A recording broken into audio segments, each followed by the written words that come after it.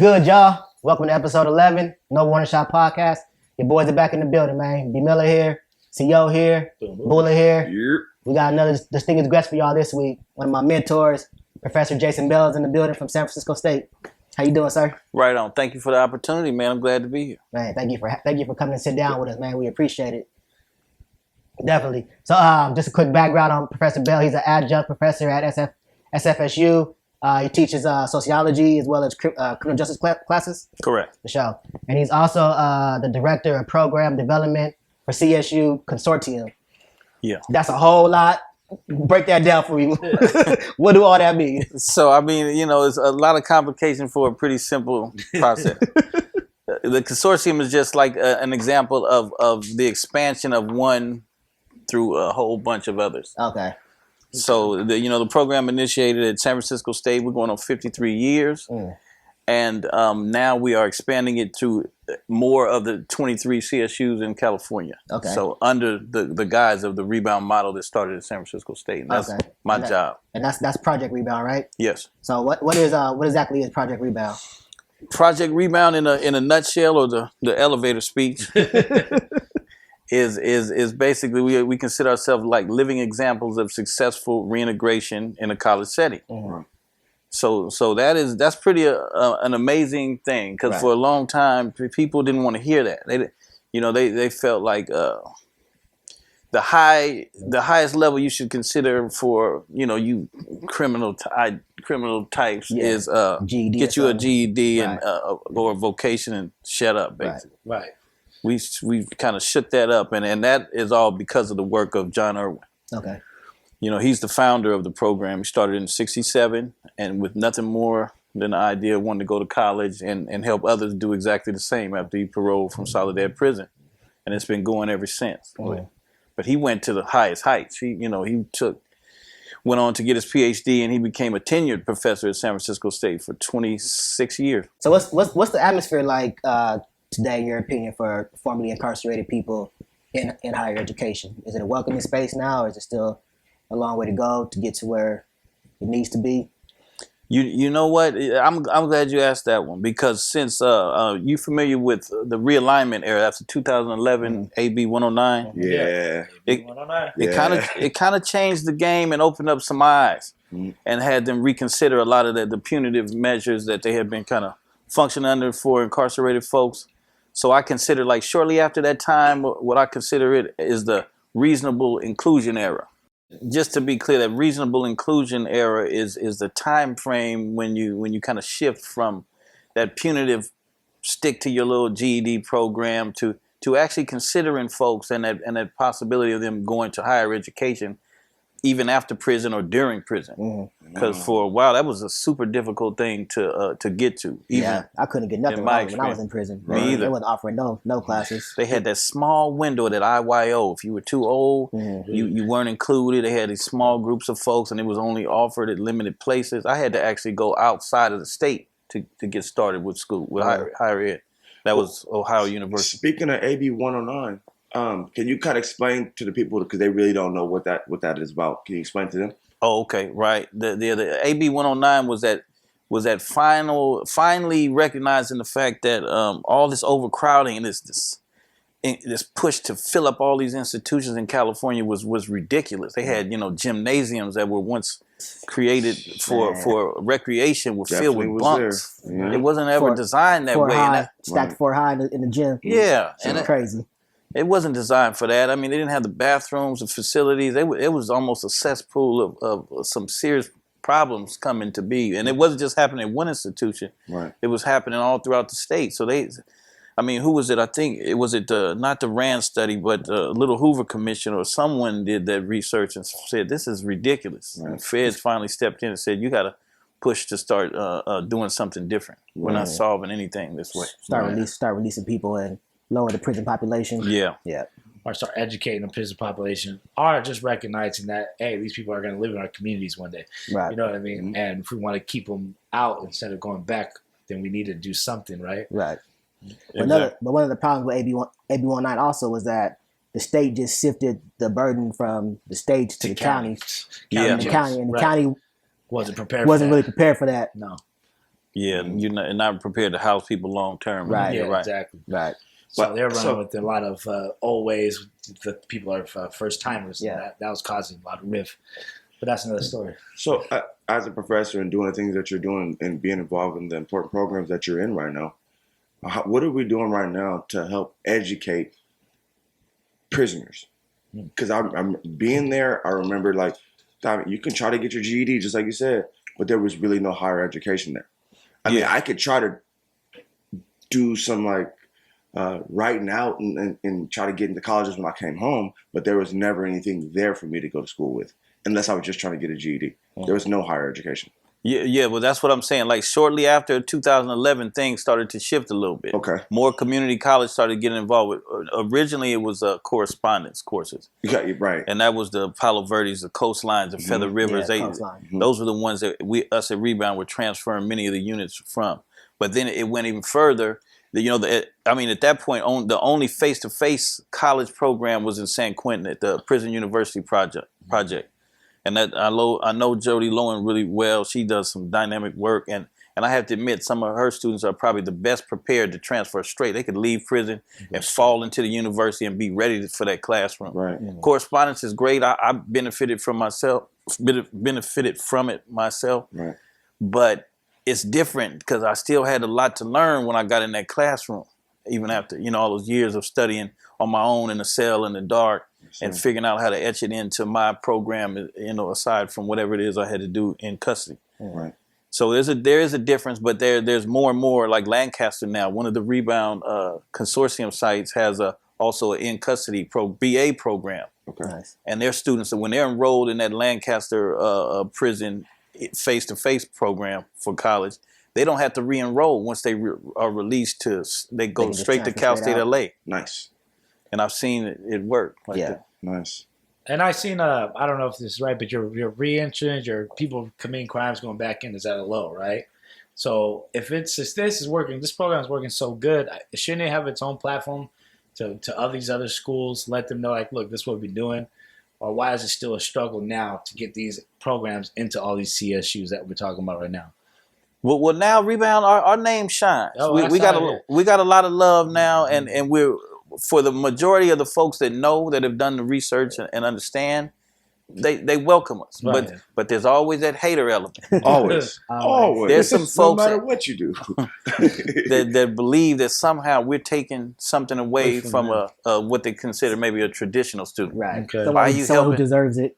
Yeah, Deserves it. more deserving of it than us. So Right. they'll say, well, why are you doing this for those people? And not my son couldn't get in, or my daughter couldn't get into school. Right. Oftentimes they never asked. The daughter probably didn't want to go to school. Yeah. Right. They probably forgot to mention that part. And you bring up a good point. That's- But I'm going to tell you this: like being locked up, I've ran into some of the smartest people I've ever met in my Absolutely. My life, people in my life. and Absolutely. I'm like, "Why are you in here?" And That's they a made a whole mistake. yeah.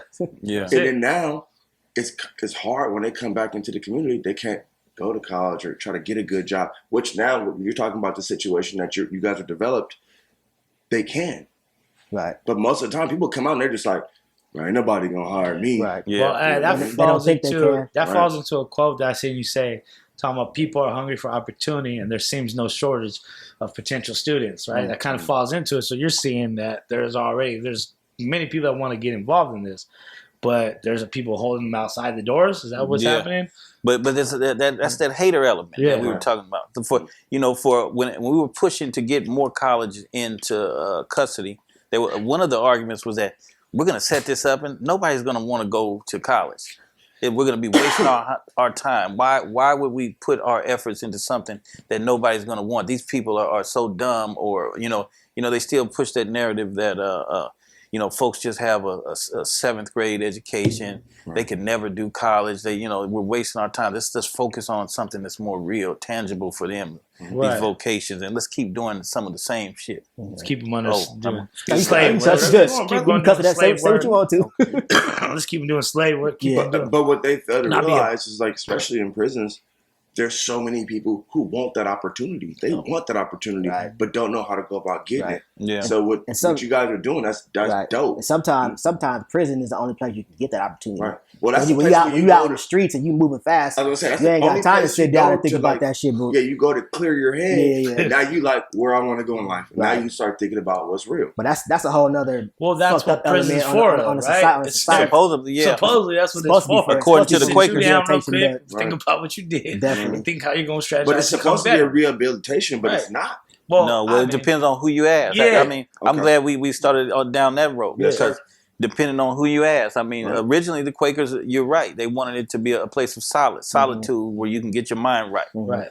And then it became, but they realized that solace and that solitude started driving people crazy. There was some effects that didn't work. And they said, you know what, we're out.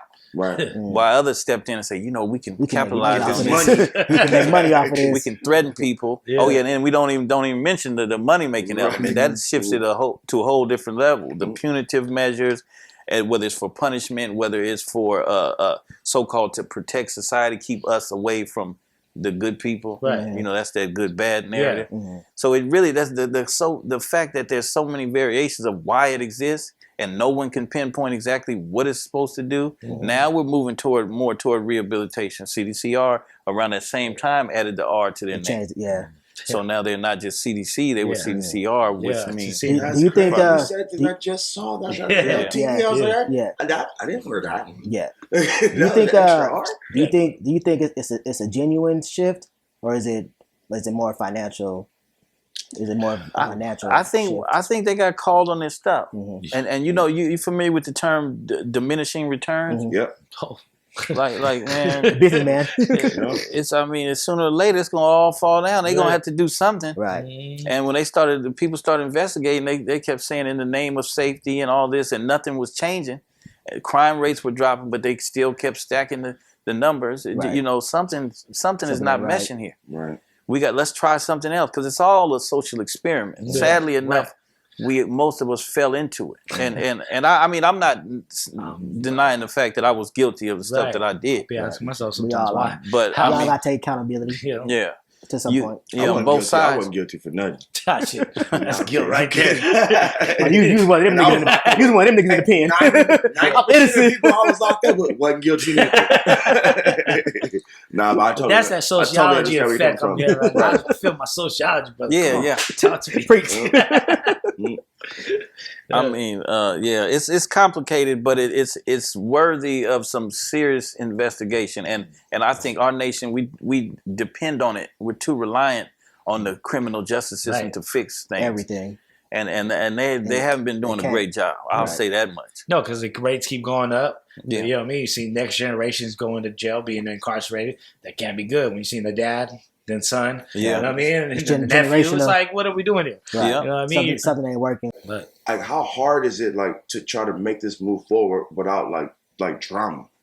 Yeah, it's a constant struggle, and a lot of it has to do with dispelling all that the negative myths. Right. And there's myths on both sides. What I learned is even our folks have bought into that idea that once you have this criminal record, you can't get funding to go to college. You can't. No one's going to accept me. There's nothing that I can, there's no place for me to fit. Right, I can't get a job. I can't get a career. Right. I can go to school, but I can't get the jobs that they're going to get. Right. And all that's not true. No.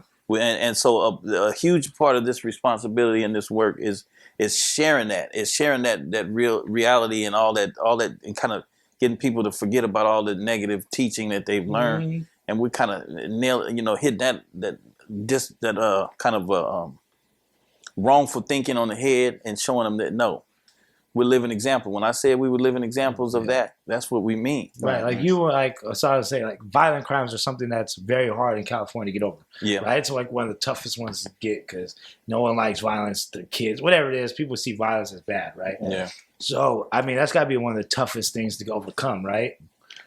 It's rough, and I often I don't care how well I do, I'm gonna always have to deal with that. Yeah. But the reality of it is, I'm like being that living example. I'm trying to show them with the walk that I do. The every day that I'm living to show that. So what? At 20 something, I may have committed a violent crime, attempted murders. You know, I was convicted of attempted murder mayhem. So they tried to give me a life sentence for that.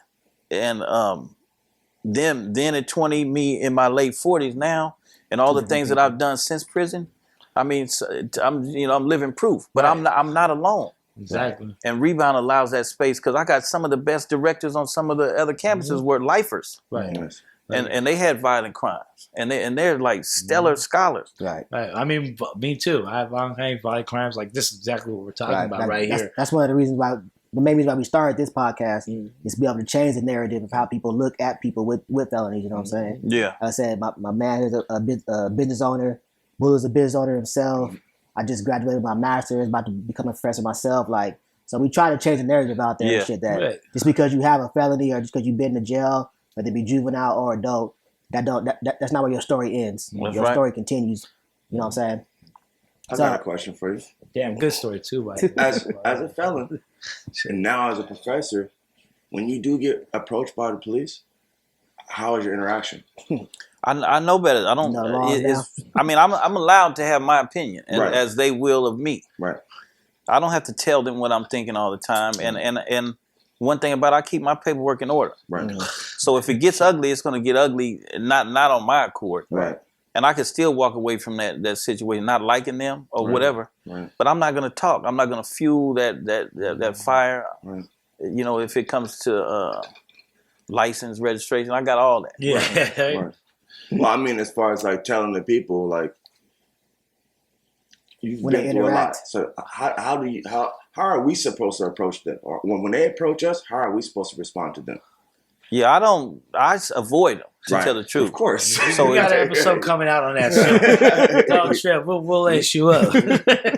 Yeah, I mean, it's a touchy situation, and now I have sons, right? And I got to worry about that. There you go. Because they got the anger and all of that stuff too, and they feel it. And they, you know, we've been through some situations where a lot of folks don't understand that we don't have to be guilty. Right. I mean, I have done a lot of crime, but that's not all that defines me. Right. But still, I've been in those situations where people say, if you don't do what I'll tell you to do, I'm gonna punish you based on that or based on that kind of pretext. Right. And that stuff sits with you, and you got to live. That's that callus that never heals. Never healed. Yeah. Keep on picking at it. Yeah. I want to get back into your story for real quick. When I went to SFU, I never even thought that someone with a felony could like become a professional one day. I didn't think that was even an option. Right. And then I took your class, and you told me your story. I was like, oh shit, like it is possible. You know what I'm saying? And I appreciated your class a lot because, like I said, especially in CJ classes, you know, a lot of the people in those classes are going on to be in law enforcement. Yeah. So they already look at people with records and felonies or a certain kind of way and shit. So you know how the conversation can go in those classrooms. And I always appreciate the fact that like you would like check them on their stuff, like whenever they tried to go way too wild with it, you would like a lot of other professors would let shit slide and shit, but you would always be like, nah, this is what it really is. You know what I'm saying? So how does your experience with being incarcerated, how does that influence your teaching? Or how you teach in the classroom? A lot, definitely a lot, and it's important that we get ourselves into those positions. Mm-hmm. Because what I learned because when I was fresh out of prison and I found myself in a college classroom at a university, you know, it's difficult sometimes to bite your tongue. It's hard. I was in those classes where there were, noted professors, mind you, Harvard graduates, teaching me what it was like on the first day of prison. Mm-hmm. And they'd never been to prison. Never in their life. Right. And some of the stuff that they were saying was wrong. Dead wrong. But now you find yourself in a position, do I want to disclose my business to this entire class and tell her that she's wrong? Or do I want to wait it out? That was one of the hardest things for me to do. Like, to be able to the indirect approach. I know for real what's really going on. You know what I'm saying? Yeah. That came up. I had rebound students. They showed that Stanford experiment in class, and teachers telling them, this is how all of you would behave and all that stuff. And some of the rebounders, they're breaking down in tears, saying that's not it. They want to say something, but it's like it's a rough spot to be in. And And Like, you work hard to get out of that classification, but you know you have to. You have something to give to it, but it's gonna put you right back in that classification. Being as though you teach those certain classes, is there ever a person that comes to you in between classes and says, "Yo, like I've been going through the same stuff that you went through. Like where are we going from here?" You know what? It's worked in many wonderful ways, and some not so wonderful. Right. I mean, there's some people that are stuck. You know, they got generations of law enforcement in their family, Right. and they hate the idea that some bad person is in a classroom in a position to teach them. So they're stuck to that. Mm-hmm. Their father was a cop, and their grandfather was a cop. They don't. You know, I've ran into just this last semester. There was a lady that was trying to advocate for what happened to Oscar Grant being on the premise that well, he had a record in the past. Some, you know, they stick to whatever makes sense for them. Yeah.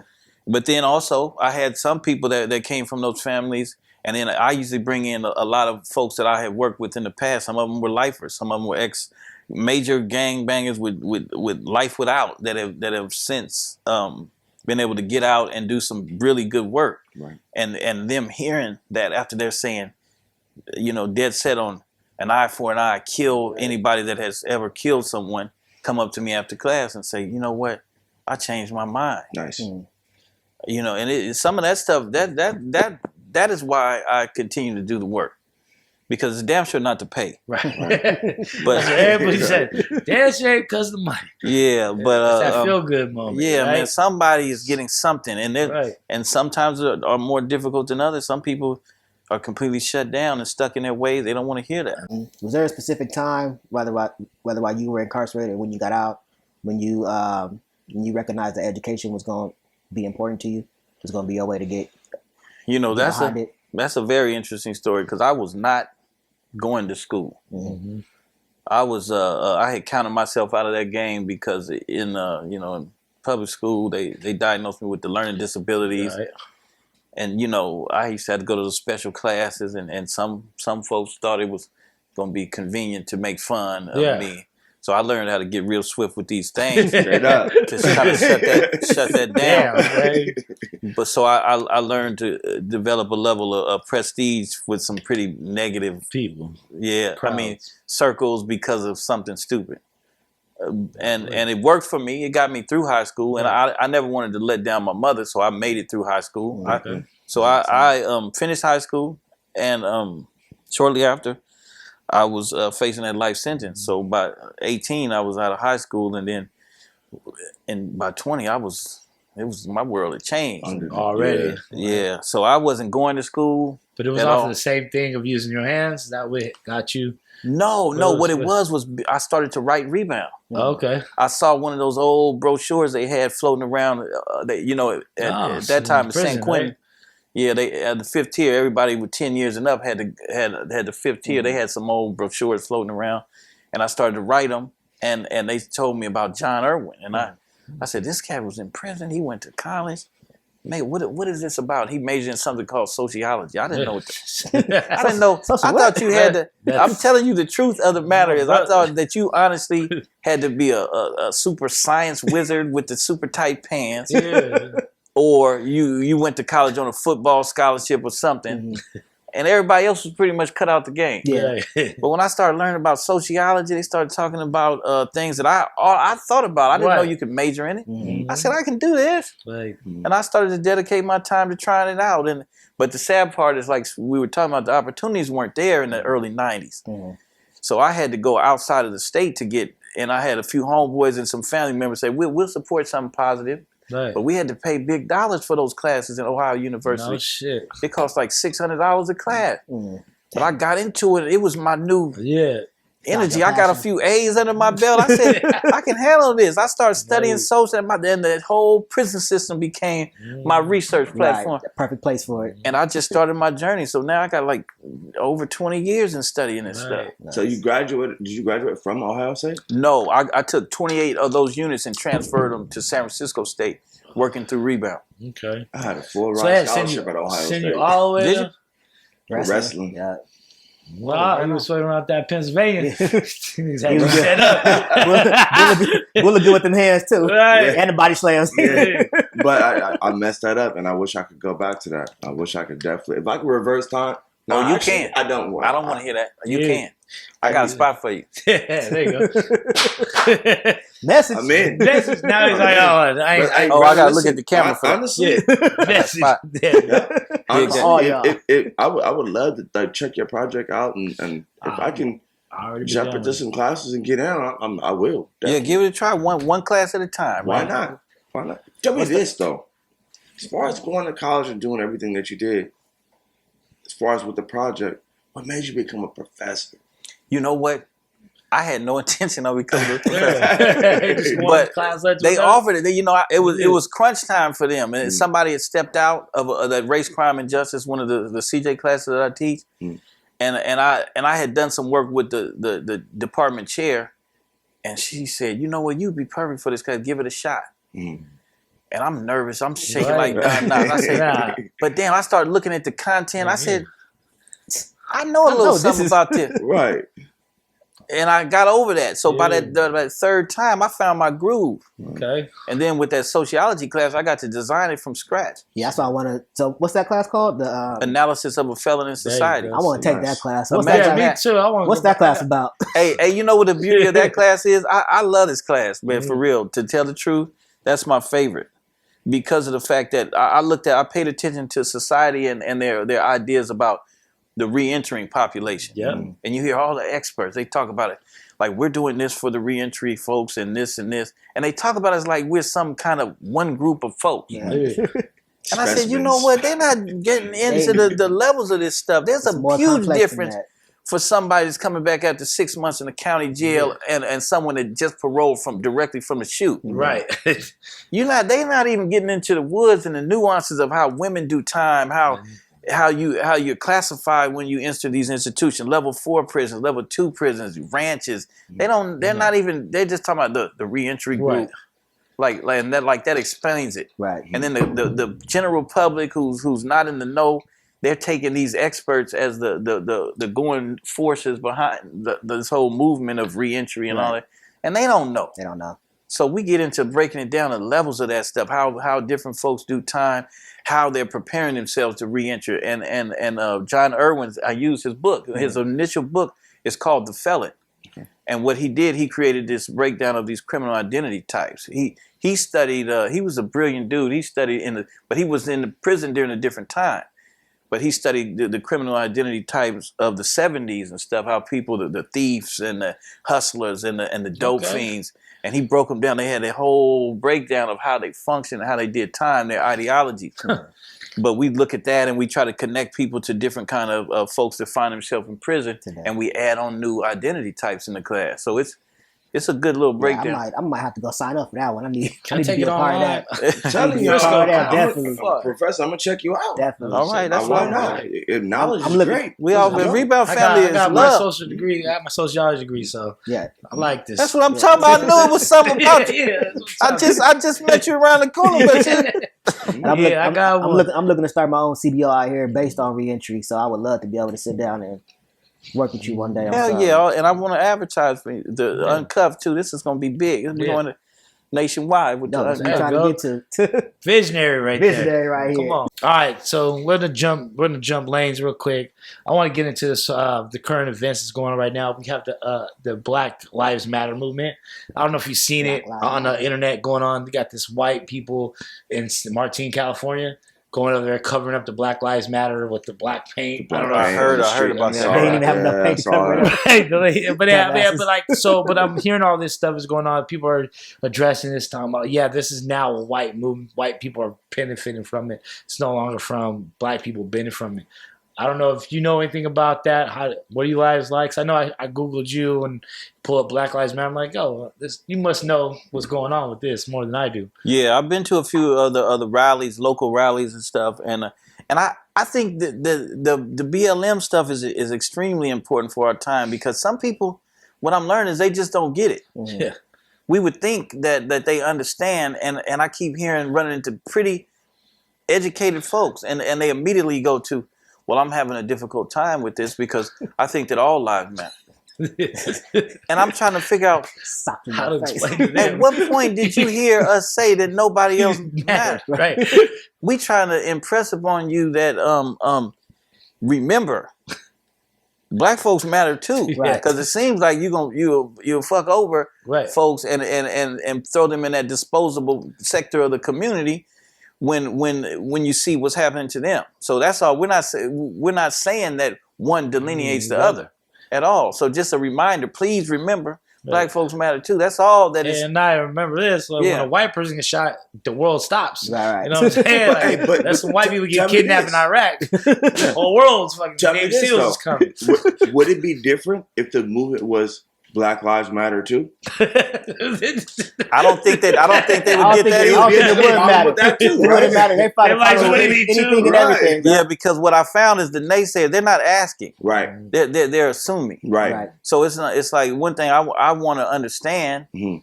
without assuming. You go to the people and say, tell me a little bit more about this, talk about it. Right. And then maybe they'll get it. But some people say immediately, somehow they connect. You're saying that I don't matter. And that's Right. not at all Right. what they were saying. Right. That's That's because it's an attack on white supremacy. Yeah. It's an attack on how they see themselves in Right. this social structure that we call Well, that's America, even you know like what I'm saying? So the Blue Lives Matter. It's like, nah, bro, you can quit that job. you can take a back whenever you want, Right, bro. bro. Yeah. Yeah. Yeah. It's it's not no a tit pension for plan tat. for being black. Right. Ain't happening. Didn't one of the founders of BLM went to SFA, right? Garza, yeah, it's Yeah. just There like you go. There you go. So Garza, so one of the founders, so it's not so it's just I'm saying the rumors are false. That's what I'm going to get to. yeah. I think Because- that that's subterfuge to confuse folks. But I mean, Right. the initial meaning is important, and I think it's important for our times to have those dialogues because it more folk and the truth of the matter is a lot of it is not going to happen properly without the connection to white folks that are conscious. Right. Not the Without white haters. people. The haters are gonna without everybody coming in and collectively agreeing on this, it's not going to the happen. structure. yeah. Right.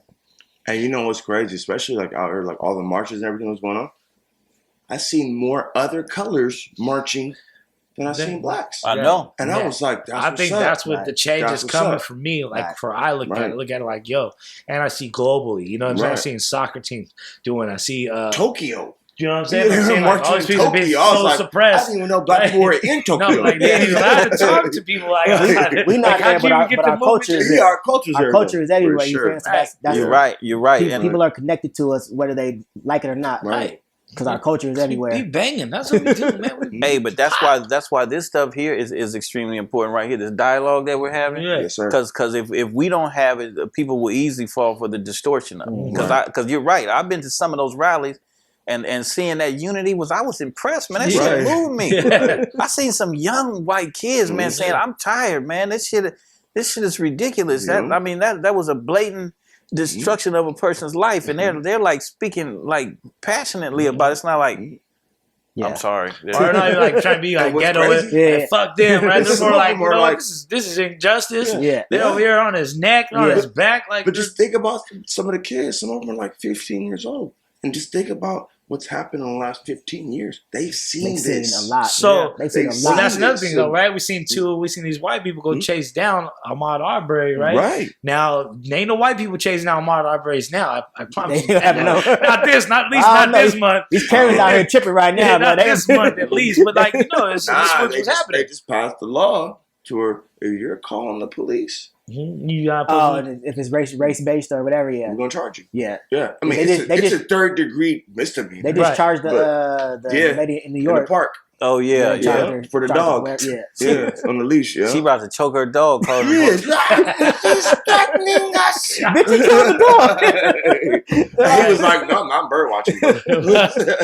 Don't come over here, Karen. Oh shit. Yeah, that's it. So pulling the curtains off of some of this stuff is extremely important to Yes, us. sir. And hopefully something really good comes about it. It comes of it. Every chance I get, I'm gonna speak on it. Yeah. I was going to say, and as a professor, I know you probably had your doubts. Like, I don't know if I want to go sit down with them. I'm glad you came and sat down with us because if we could, basically us just shooting it, we can just shoot it like, cause it's like, Yeah. who cares about what they say? But as a professor sitting down, it's kind of like, okay, that's different. Yeah. You know what I mean? It Holds more gives some merit more, to it gives more it. merit to it. Like, you know what I mean? I don't know about that. I'm just a regular dude, but I mean I do pay attention. But you're so knowledgeable.